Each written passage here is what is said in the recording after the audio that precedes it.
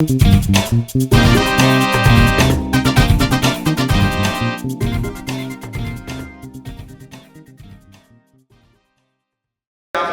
I left University of Lagos, it was degraded from being a university to a high school. It became a secondary school. When I went there the last time, which was a few weeks ago, I was wondering why they are not wearing uniform yet. Because the place has become so degraded in terms of activism. We couldn't find anything or anybody to even latch onto when we arrived there. And I hope LASUites are not like that. This is the reason why I decided to come here today to honor this meeting. Because apart from Obafemi Awolowo University in Ile-Ife, where we are still very proud of the student activism in that place, I think LASU somehow has managed to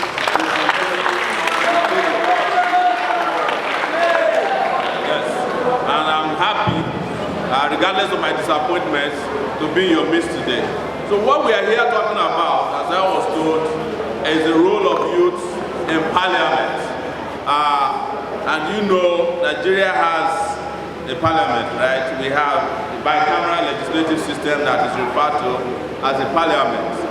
And we have a Senate, and we have a House of Representatives. You know, our senators have young people, interestingly, but we have some of the worst young people in our Senate. Some of the worst, in fact, if there's anybody, and I mean it, if there's any reason for anybody to campaign against young people in politics, it's because of the kind of young senators we have in the Nigerian Senate. You know the two dancers there, Dino Melaye and Senator Adeleke. I don't know if Adeleke is particularly young, but these guys have done nothing to make us even think of asking to represent ourselves in the Senate. But I've also been told there are a lot of young people in the House of Representatives. But of course, there are no young people in the House of Representatives today that can be mentioned as a role model for young people in this country. I've never heard anybody speak in the House of Representatives that will make me wake up one day and feel like tuning on the TV to watch their proceedings or going on Facebook to watch their Facebook Live. The most popular member of the House of Representatives is that joker from Jigawa State. The one who talks about the Nigerian economy being like this. I think his name is Kazwari. That is the kind of country we have. And it is the reason I may not waste too much of my time trying to discuss parliamentary conversations in a gathering like this. This gathering, as our friend there, I don't know your name, I'm sorry, I apologize, but when I was coming here talking about the Bobi Wine revolution happening in Uganda, as he mentioned, this gathering should not be talking about going to the parliament or going to the National Assembly, to the Senate or the House of Representatives. Actually, you are right. We should be discussing how we'll have a revolution in this country. Because this country is overdue for a revolution. But the problem is this. The problem is this. We never appreciate our own. We are giving a Bobi Wine example in Nigeria. But Bobi Wine is actually wishing that he's a Nigerian. Going by the kind of history younger people in Nigeria have fought for, right? I was 21 years old when I was following Abiola. I didn't need to be voted into the Nigerian Senate. I was younger than this. I was 28, maybe 27 years old when I held the Nuga Games to ransom at the University of Lagos in 1998, forcing the Nigerian federal government to recall back all the students that were expelled for political reasons over 10 years. I was 23 years old at the University of Lagos when we instigated a fight against gangsterism on our campus that was fueled by politics of the military at that time. You wish that the Bobi Wine did that in their 20s. But we don't appreciate ourselves because our value systems have been destroyed. They have been so caged and destroyed that we don't even know the history of this country. We don't know both ancient history and we don't know contemporary history.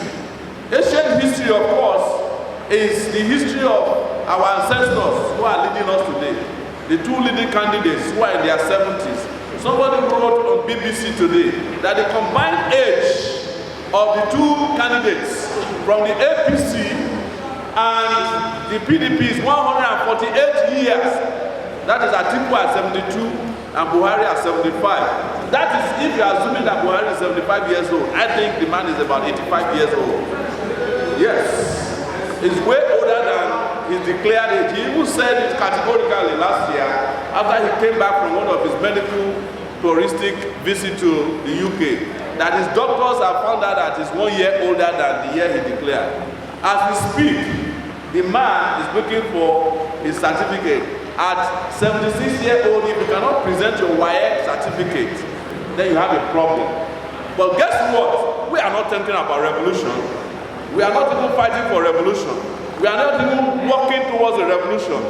We are supporting the same oppressive people who are going to destroy this country. The people who destroy your path are the people you are articulating for.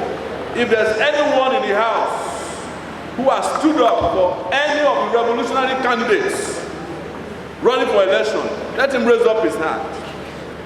If there's any one of you who has joined a Sowore campaign, knowing that Sowore Omoyele was a student activist who fought for democracy that we are enjoying today, including Femi Obayori here, who is a student affairs officer or dean of student affairs on your campus. You can testify to it.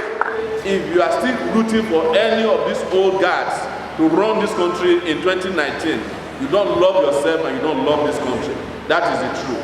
Because by next year, you will not be talking about the parliament for young people. We are talking about the country for old people. And when Atiku becomes your president as he claims, or if he becomes a president, what did he say he will allow young people to have in his government? 40%, he said. 40% is what young people will get from his government. Ask yourself, who are the other people who will get the 60%? When the population of young people in Nigeria is 70% of the population, it makes sense that if anybody is discussing position for young people in the country, we should be talking about 70% for the young people of the country. But the reason why they have the audacity and the temerity to tell you that is because they have no respect for young people, because young people also don't have respect for themselves. Otherwise, honestly, ladies and gentlemen, this election should be over by now. We should have known who is winning the election, and we should have known which candidate is working in our own interests, and it would not have been a conversation or an argument or a discussion about an Atiku presidency or a Buhari presidency. It would have been choosing from the younger candidates who have presented themselves. And so for some of you might be asking, why are the young candidates not coming together? Let me tell you, being young is not the only reason why so many of the candidates are running for office.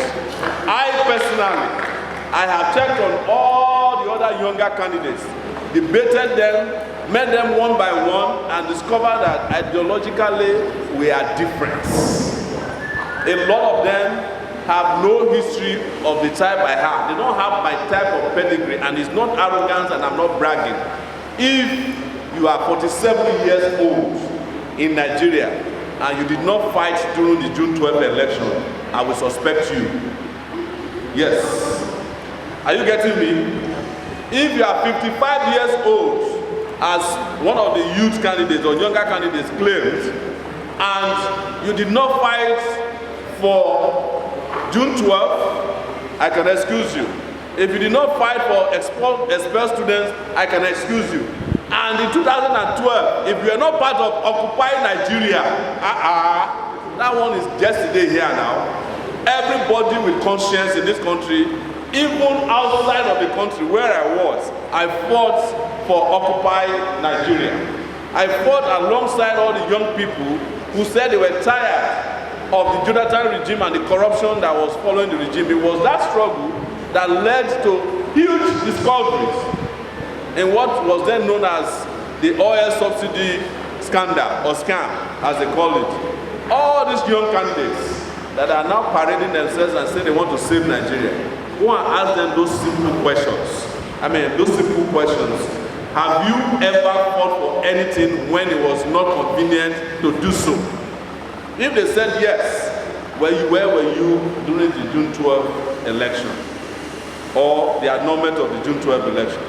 If they said they were not around, as one of them claimed that he was in the NYSC, there's nothing in the NYSC that says you cannot fight for democracy and human rights.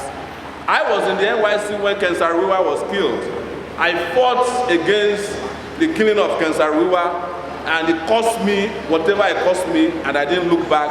Even during that time, even though I was in Yola, Adamawa State, I was detained for standing up for what I believed, right? I am not saying that every candidate in this country who is going to run for office must have been detained before or must have been a student union leader before. But at least there are so many injustices that happen in this country, a lot of them, that every conscientious young person somehow must have fought for, or fought against. And it is the reason why I am not in any major conversation with any younger candidates. The utterances are not attacking our problems. Most of them are very poetic in nature as far as I'm concerned. You know, decorating the problems, telling the story of how Aminu Kano was a nice guy, and no. I studied so many of Nigerian leaders in history books in primary school. When I got to the university, I fought against them, right? It's the reason why I am able to stand in front of you today and point my fingers at Olusegun Obasanjo in Ota and say that the man can go to hell. He has nothing to offer Nigeria.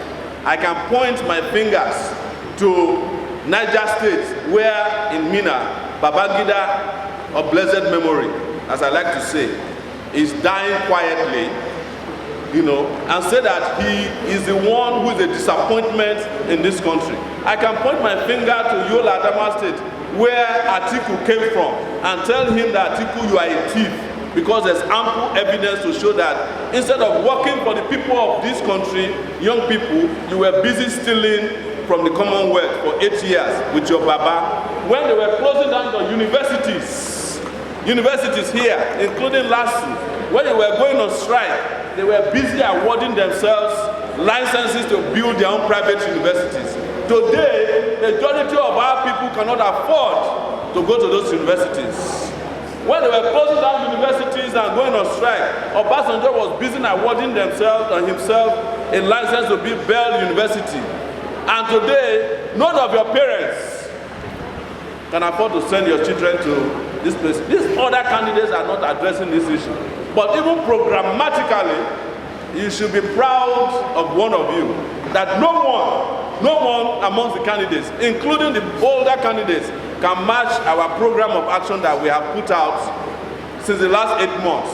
What we call Spicer Heat. No one of them has been able to disprove it. In fact, most of them are stealing from our own ideas. There was a younger candidate who I met on TV a few weeks ago, or I think a few days ago, and I was asking him about minimum wage. He said, I am being populist by saying that I'll pay 100,000 naira to Nigerian workers at minimum wage, that Nigeria cannot afford it. Today, I opened Channels TV. He's saying that the minimum wage of Nigeria is slave wage. I said, so you just discovered after that last time. Because why? We had to school him on the need to pay workers, not minimum wage, which is what is legal, but living wage. Because there's a difference between minimum wage and a living wage. And now, our friend has gotten the memo.